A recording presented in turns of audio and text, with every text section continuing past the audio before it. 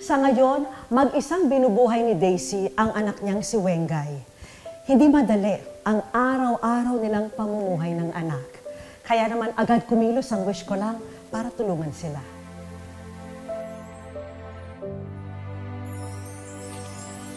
Ikaw po ay nasa wish ko lang. Hi Daisy! Welcome sa wish ko lang! Kamusta ka na? Ang kuya naman po. Gusto ka na? Ano yung pinakamasakit tungkol sa naranasan mo, Daisy?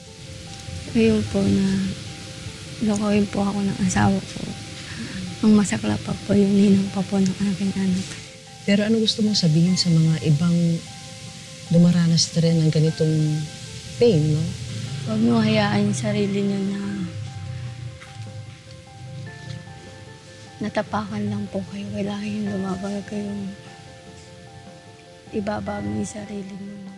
Una na sa listahan ng iyong mga regalo ang isang coffee stand na mayroong kasamang appliances at panindang mga kape.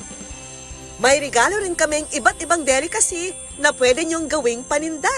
Malakas daw yan yung piso wifi business. Sana mapakinabangan nyo yan, ha? Mapalago nyo yung negosyo nyo.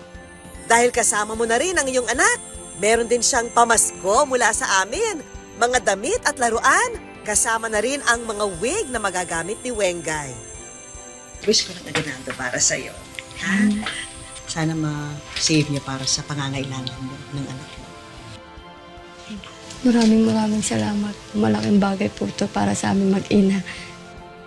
Dahil alam namin na ang pinakamahalaga kay Daisy ay ang kalagayan ng kanyang mga anak, tutulungan natin siya na mailapit sa eksperto ang karamdaman ng panganay na anak. Daisy, meron ako ipakikilala sa'yo, ha? May magandang balita siya para sa'yo. Gusto mo na kilalanin siya?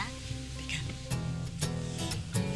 Hi Daisy, ako nga pala si Ellen at wini-welcome ka namin ang iyong anak sa Alopecia Philippines. At dahil din dyan, meron rin kaming wigs para sa anak mo. At ang pinaka-importante sa lahat, meron ka ring treatment sa ating partner hospital PGH and through the help of PDS or Philippine Dermatologists Society. I'm sure talagang makakatulong po ito sa kanya. Thank you very much po.